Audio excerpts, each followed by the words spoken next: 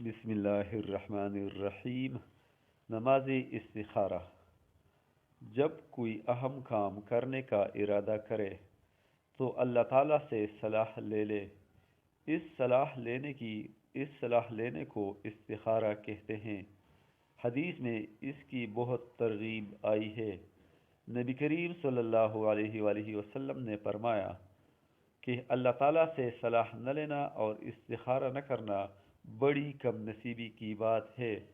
کہیں شادی کرے یا سفر کرے یا کوئی جائز کام کرے تو بغیر استخارے کے نہ کرے، انشاءاللہ کبھی اپنے کیے پر پشیمان نہ ہوگا۔ طریقہ یہ ہے کہ تازہ وضو کر کے 2 رکعت نفل پڑھے، اس کے بعد خوب دل لگا کر یہ دعا پڑھے: اللہم انی استخیرک بعلمک واستقدرک بقدرتک واسألک من فضلک العظیم فإنک تقدر ولا اقدر وتعلم ولا اعلم وانت علام الغیوب۔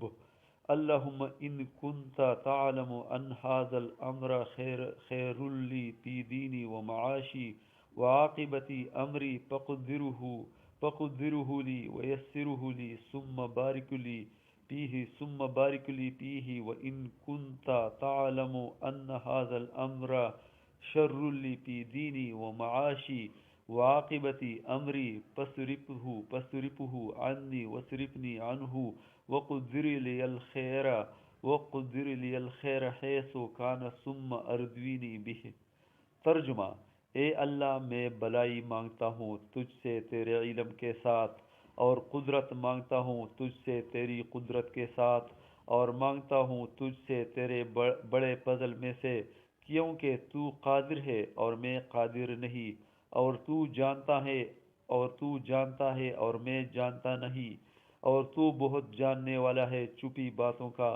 اے اللہ، اگر تو جانتا ہے اس کام کو اچھا میرے لیے، میرے دین میں اور میرے معاش میں اور میرے انجام کار میں، تو تجویز کر دے اس کو میرے لیے اور آسان کر دے اس کو میرے لیے، پھر برکت دے اس میں میرے لیے، اور اگر تو جانتا ہے اس کام کو برا میرے لیے، میرے دین میں اور میری معاش میں اور میرے انجام کار میں، تو ہٹا دے اس کو مجھ سے اور ہٹا دے مجھ کو اس سے، اور نصیب کر مجھے بھلائی جہاں کہیں بھی ہو، پھر راضی کر مجھ کو اس پر۔ اس حدیث کو، اس دعا کو مشکوٰۃ شریف نے ذکر کی ہے، اور جب ھذا الامر پر پہنچے، جس لفظ پر 2 جگہ لکیریں بنی ہے، تو اس کے پڑھتے وقت اپنے کام کا خیال کرے۔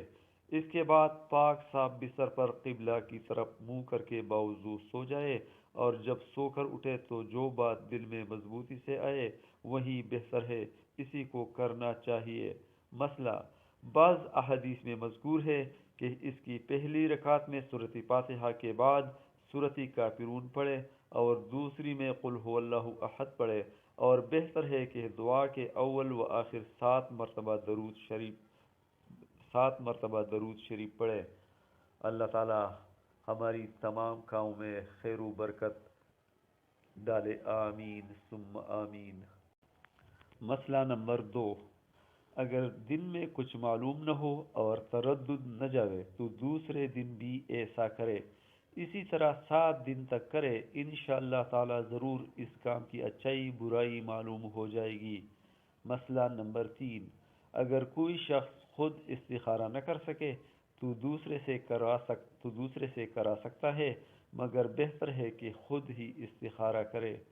مسئلہ نمبر 4: اگر نماز نہ پڑھ سکے تو دعا ہی سے استخارہ کرے۔ دعا یہ ہے: سبحانک لا علم لنا الا ما علمتنا انک انت العلیم الحکیم۔ نماز عشاء خیالات فاسدہ کو دل سے یکسو کر کے 101 بار اس آیت شریف کو پڑھے اور مطلب کا خیال کر کے سو رہے، جو بہتر ہوگا انشاءاللہ خواب میں معلوم ہو جائے گا۔